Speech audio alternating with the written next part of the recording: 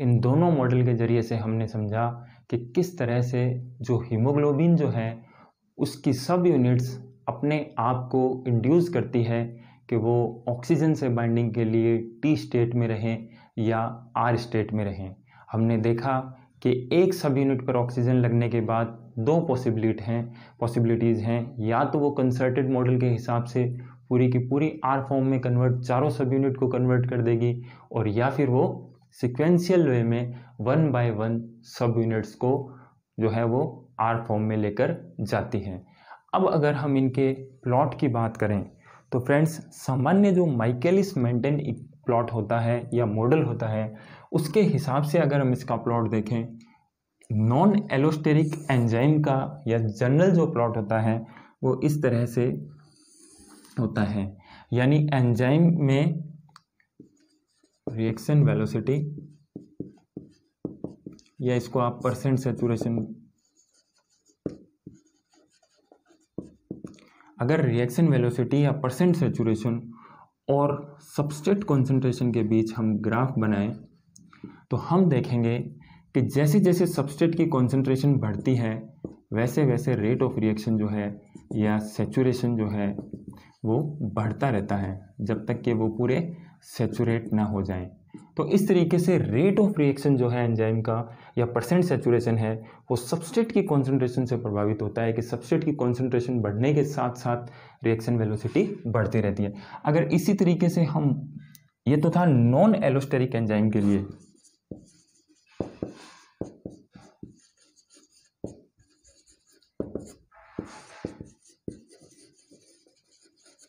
अगर हम बात करें एलोस्टेरिक एंजाइम की, तो एलोस्टेरिक एंजाइम में हम अगर जो डीऑक्सी हीमोग्लोबिन कर्व है उसका प्लॉट भी ऐसा ही होता है, और जनरल जो एलोस्टेरिक एंजाइम है उनका भी प्लॉट ये सिग्मोइडल नेचर का ही होता है। फ्रेंड्स, अब अगर इस प्लॉट में हम दो बातों का ध्यान रखें कि यहाँ तक अगर देखा जाए तो यहाँ तक सपोज कीजिए कि जो यहाँ पर अगर इसे हम PO2 यानी ऑक्सीजन का पार्शियल प्रेशर माने और इसे हम हीमोग्लोबिन से परसेंट सेचुरेशन, तो हम देखेंगे कि जब सबस्ट्रेट की कॉन्सेंट्रेशन कम होती है उस स्थिति में जो हीमोग्लोबिन है उसकी टेंडेंसी टी फॉर्म में रहने की होती है। यानी लोअर सबस्ट्रेट कॉन्सेंट्रेशन पर इस जगह जो है ये सबस्ट्रेट जो है वो टी फॉर्म में रहता है। ठीक है, इसी तरीके से अगर सबस्ट्रेट की कॉन्सेंट्रेशन हाई है, यानी अगर हम यहाँ पर बात कर रहे हैं ऑक्सीजन के पार्शियल प्रेशर की, अगर ऑक्सीजन का पार्शियल प्रेशर हाई है 100 mmHg है, तो इस स्थिति में जो है वो एंजाइम जो है वो आर फॉर्म में रहना पसंद करेगा। इस फॉर्म को जो है हम आर फॉर्म कहते हैं। ठीक है, ये आर स्टेट और ये टी स्टेट, यानी ऐसी स्थितियां जहां पर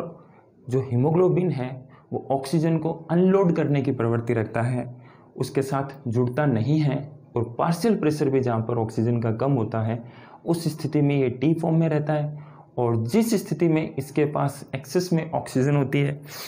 और पार्शियल प्रेशर भी इसका हाई होता है तो उस स्थिति में ये आर फॉर्म में रहता है। तो इन दोनों ही स्थितियों को अगर जोड़ा जाए, क्योंकि एक प्लॉट से अगर दोनों के व्यवहार को समझा जाए, तो इस स्थिति में यहाँ पर ये टी फॉर्म में लो कॉन्सेंट्रेशन पे, और जैसे जैसे ये कॉन्सेंट्रेशन बढ़ी, यानी कि जब ऑक्सीजन का जो पार्शियल प्रेशर है, कॉन्सेंट्रेशन से मतलब यहाँ सब्जेक्ट में चला जाता हूँ, लेकिन ये पार्शियल प्रेशर की अगर हम बात करें तो यहाँ पार्शियल प्रेशर मैक्सिमम है, तो यहाँ पर जैसे 100 या 105 mmHg पर यहाँ पर ये जो है वो अपनी आर फॉर्म में रहते हैं, और यहाँ पर ये टी फॉर्म में रहते हैं। यानी लोअर जो पार्शियल प्रेशर है उस पे टी फॉर्म में रहता है, और हायर पार्शियल प्रेशर में आर फॉर्म में रहता है। इसी तरीके से जब ये आर फॉर्म में होता है, यानी अब एक चीज़ और आप देखिए, अगर इस ग्राफ को इस तरफ ले जाया जाए, इस सिग्मोइडल कर्व को अगर इस तरफ ले जाया जाए, तो ये प्लॉट इस तरफ से मतलब राइट साइड डायरेक्शन में, अगर ये राइट साइड डायरेक्शन में जाता है, राइट शिफ्ट होता है ये ग्राफ, तो इस स्थिति में जो है वो ये जो इसकी कोऑपरेटिविटी घटती है। अगर हम कोऑपरेटिविटी की बात करें तो यहाँ पर जाने पर देखिए, आप देखिए, अगर मान लीजिए मैं इस ग्राफ को इधर ले जाऊँ, इस तरफ ले गया, तो आप समझिए, मान लीजिए यहाँ पर ये 28 या 27 mmHg पर अगर ये हीमोग्लोबिन 50% सेचुरेशन हो जाता है, 26 पॉइंट समथिंग या 27, इसके ऊपर अगर ये हीमोग्लोबिन जो है ये 50% तक सेचुरेट होता है, तो अगर ये ग्राफ्ट इस तरफ शिफ्ट हो जाए, शिफ्ट क्यों होगा उसके बारे में मैं भी आपको बताऊंगा, शिफ्ट क्यों होगा उसकी भी बात करेंगे। तो अगर ये ग्राफ राइट साइड में शिफ्ट हो जाए तो आप देखिए इसको ज़्यादा ऑक्सीजन पार्शियल प्रेशर जो ऑक्सीजन का होगा वो ज़्यादा ज़रूरत पड़ेगा। ये एक सामान्य स्थिति है। यहाँ लोअर प्रेशर पर ये टी स्टेट में रहेगा, यानी ऑक्सीजन का पार्शियल प्रेशर अगर यहाँ पर कम है, 20 है, 30 है, मान लीजिए एक्सरसाइज सामान्य स्थितियों में 40 जो होता है सेल्स का रहता है, 40, लेकिन एक्सरसाइजिंग कंडीशन में अगर सेल है तो वो 30 तक भी आ जाता है। तो लोअर परिस्थितियों में यहाँ पर ये टी स्टेट में रहता है, और जब हायर यहाँ पर जहाँ पर पार्शियल प्रेशर ज़्यादा होता है, जैसे लंग्स या एल्वियोलाई की हम बात करें, तो यहाँ पर 100 mmHg तक पार्शियल प्रेशर होता है, तो यहाँ पर ये पूर्णतया फ्री आर स्टेट में रहता है। अब अगर मान लीजिए हमने कल बात की थी कल की क्लास में कि मॉड्यूलेटर्स का इन पे इफेक्ट होता है, मॉड्यूलेटर समझ लीजिए या एनवायरमेंटल फैक्टर समझ लीजिए, ये राइट साइड में शिफ्ट क्यों होगा, क्या कारण होगा। हमने कल बात की थी कि सेल्स में जब ऑक्सीजन ब्लड कैपिलरीज के जरिए से सेल्स को अनलोड की जाती हैं, उस समय वहाँ पर कार्बन डाइऑक्साइड की मात्रा ज़्यादा होती है, क्योंकि मेटाबॉलिक प्रोसेस में CO2 निकलेगी। इसी तरीके से वहाँ पर H पॉजिटिव आयन की मात्रा भी बढ़ जाती है, जिससे कि pH कम हो जाती है या एसिडिक हो जाती है। तो एसिडिक pH भी ऑक्सीजन को अनलोड करने में या अनबाइंड करने में मदद करती है। इसी तरीके से अगर हम BPG 2,3 BPG बिस फास्फोग्लिसरेट, ये 2,3 BPG जो होता है ये रेड ब्लड सेल्स में ग्लाइकोलाइसिस का एक प्रोडक्ट होता है, इंटरमीडिएट होता है वहाँ पर। तो ये 2,3 BPG भी क्या करता है, ऑक्सीजन को अनलोड करने में या हीमोग्लोबिन को टेंस बनाने में रोल प्ले करता है। एक है टेम्परेचर, तापमान। ये टेम्परेचर, जैसा कि हम जानते हैं मेटाबॉलिक एक्टिविटीज़ अगर सेल्स में ज़्यादा होगी तो हीट जनरेट होगी, वो हीट ब्लड कैपिलरीज में जाएगी, RBC में जाएगी, तो वहाँ पर वो भी ऑक्सीजन को अनलोड करने का ही काम करेगी, यानी कि ऑक्सीजन बाइंडिंग को रिड्यूस करेगी। तो ये अगर परिस्थितियाँ हैं, कार्बन डाइऑक्साइड ज़्यादा है, H पॉजिटिव ज़्यादा बन रहा है, 2,3 BPG है और टेम्परेचर है, तो इस स्थिति में ये जो ग्राफ है ये राइट साइड में शिफ्ट होगा। और आपको ये याद रखना है कि जब भी सिग्मोइडल ग्राफ राइट साइड में शिफ्ट होगा तो इसकी एफिनिटी हमेशा लो होगी, यानी इस साइड में अगर हम जाते हैं तो यहाँ पर लोअर एफिनिटी होगी।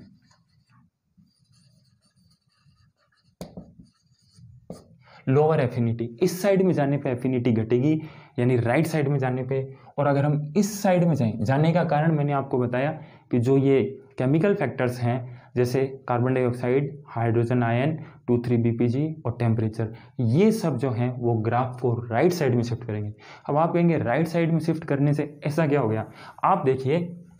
मान लीजिए ये हमने बात की P50 की, यानी कि 50% सेचुरेशन जो है वो पहले 27 mmHg पे हो रहा था। अब यही 50% सेचुरेशन अगर ये इस स्थिति में आ जाता है तो इस जगह जो है वो इससे ज़्यादा 32, 35 जो है उसके ऊपर ये पार्शियल प्रेशर आपको बढ़ाना पड़ेगा इस स्थिति में, अगर आपको ये सेचुरेशन चाहिए तो। और इसी तरीके से अगर ये ग्राफ राइट साइड में शिफ्ट होता है लेफ्ट साइड में शिफ्ट होता है, तो लेफ्ट साइड में शिफ्ट होने पर जो है वो इसकी जो आर स्टेट है वो ज़्यादा प्रभावी हो जाती है, यानी जो हीमोग्लोबिन की सब यूनिट्स हैं वो मोर ऑक्सीजन यानी कि मोर एफिनिटी शो करती है,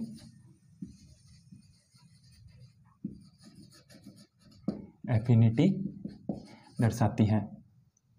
ज़्यादा एफिनिटीज यहाँ पर शो करती हैं। तो ये बात है कि सिग्मोइडल कर्व के लेफ्ट साइड में अगर हम जा रहे हैं तो आर स्टेट बढ़ती है और जो हीमोग्लोबिन की ऑक्सीजन से बाइंडिंग है वो भी इंक्रीज होती है, और अगर हम राइट साइड में जाते हैं तो इन सब फैक्टर्स की वजह से इसकी एफिनिटी लो हो जाती है। उस पार्शियल प्रेशर को हासिल करने के लिए उस सैचुरेशन को हासिल करने के लिए हमें ये पार्शियल प्रेशर जो है वो यहाँ पर इंक्रीज करना पड़ता है, और इस स्थिति में ये कंडीशंस वाइस वर्सा यानी उल्टी हो जाती है, कार्बन डाइऑक्साइड कम हो जाती है, पीएच जो है वो बढ़ जाती है यानी बेसिक की तरफ जाती है। 7 जैसे सामान्य मान लो यहाँ पर 7.2 पीएच है, 7.2 पीएच, तो ये यहाँ पर जो है वो 7.4 हो जाएगी, और यहाँ पर जो है मान लीजिए ये 7.4 है सामान्य स्थिति में, तो यहाँ पर ये 7.6 और यहाँ पर ये 7.2। तो इस तरीके से जो है वो ये पीएच के प्रभाव में, कार्बन डाइऑक्साइड के प्रभाव में, 2,3-BPG के प्रभाव में, इस दिशा में ये कंडीशन अपन लंग्स या एल्वियोलाई में मान सकते हैं, और ये जो है वो सेल्स में मान सकते हैं। और इसी तरीके से इसे अब इस सिग्मोइडल कर्व का जो लेफ्ट साइड में शिफ्ट होना है इसे हम पॉजिटिव कोऑपरेटिविटी कहते हैं।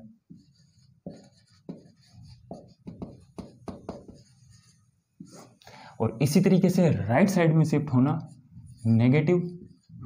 कोऑपरेटिविटी कहलाता है। तो ये इसका कर्व जो होता है वो सिग्मोइडल होता है। यहाँ पर पार्शियल प्रेशर कम है तो ये टी फॉर्म में है, इसी तरीके से यहाँ पर पार्शियल प्रेशर अधिकतम है यानी लंग्स या एल्वियोलाई में अधिकतम है तो यहाँ पर ये आर फॉर्म में रहेगा। अब एक बड़ी इंपॉर्टेंट पॉइंट और मैं यहाँ पर ऐड कर दूँ कि ये परिस्थिति जो है जहाँ पार्शियल प्रेशर कम है, यहाँ जो आर स्टेज है वो टी स्टेट में कन्वर्ट होने की टेंडेंसी रखेगी। यानी ये जो स्थिति है जहाँ पार्शियल प्रेशर कम है, यहाँ आर स्टेट किस में कन्वर्ट होगी? टी स्टेट में, ठीक है। और ये जो ऊपर वाली जगह है यहाँ पर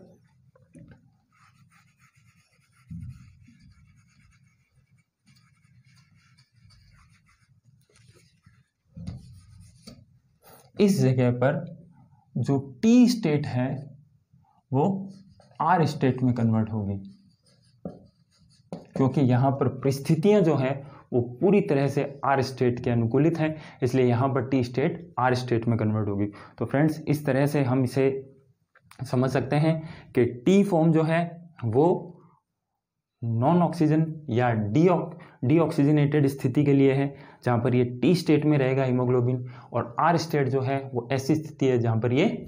जो है वो हायर एफिनिटी दिखाएगा। अब यहाँ हुआ क्या, एक छोटा सा पॉइंट और करके अपन इसे ख़त्म करते हैं कि ये आपका एक अंतिम सवाल ये रहना चाहिए कि ऐसा क्या हुआ कि एकदम से यहाँ तक ये जो ग्राफ है वो इतनी कम, सामान्य ग्राफ ये है हाइपरबोलिक है, तो यहाँ ऐसा क्या हुआ जिससे कि ये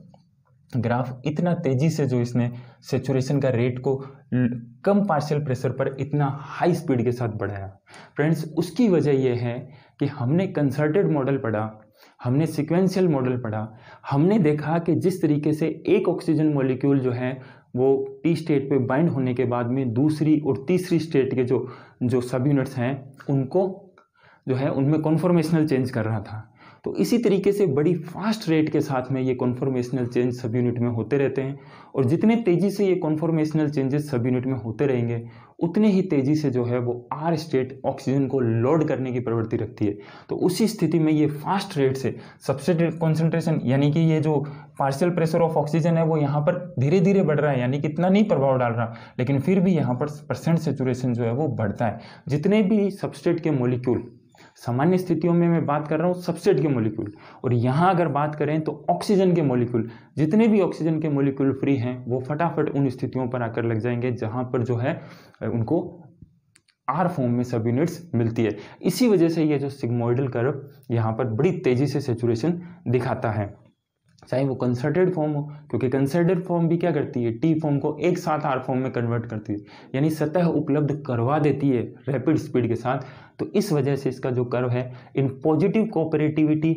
और नेगेटिव कोऑपरेटिव प्रभाव को दिखाते हुए यहाँ पर जो है वो इस तरह का होता है। जहाँ तक बात मॉड्यूलेटर्स की है, केमिकल्स की है, तो जैसा कि हमने कहा कि स्थान और स्थिति के हिसाब से जो है ये जो भी फैक्टर्स हैं ये इसको मॉड्यूलेट करते हैं, या तो इसकी कोऑपरेटिविटी को बढ़ाते हैं। जैसे इस जगह पर ये राइट शिफ्ट कर रहे हैं तो यहाँ पर इसे टी फॉर्म में ले जाना चाहते हैं, इस जगह पर ये सभी जो फैक्टर्स हैं वो यहाँ पर लेफ्ट शिफ्ट कर रहे हैं तो ये इसको पॉजिटिव कोऑपरेटिविटी की तरफ लेकर जाते हैं। तो इसी वजह से बीच का जो ये ग्राफ है ये सिग्मोइडल कर्व बनता है। तो दोस्तों क्लास यहीं ख़त्म करता हूँ। ये दोनों वीडियो जो अभी बनाए आपको कैसे लगे, इनमें कोई ड्रॉबैक हो, सजेशन हो और किसी तरह की कोई क्वेरी हो तो आप मुझे ज़रूर लिखिए। और अगर ये वीडियो सही लग रहे हैं, ठीक हैं, तो इनको सब्सक्राइब कीजिए, लाइक कीजिए और प्रमोट करने में मेरी मदद कीजिए। Thank you.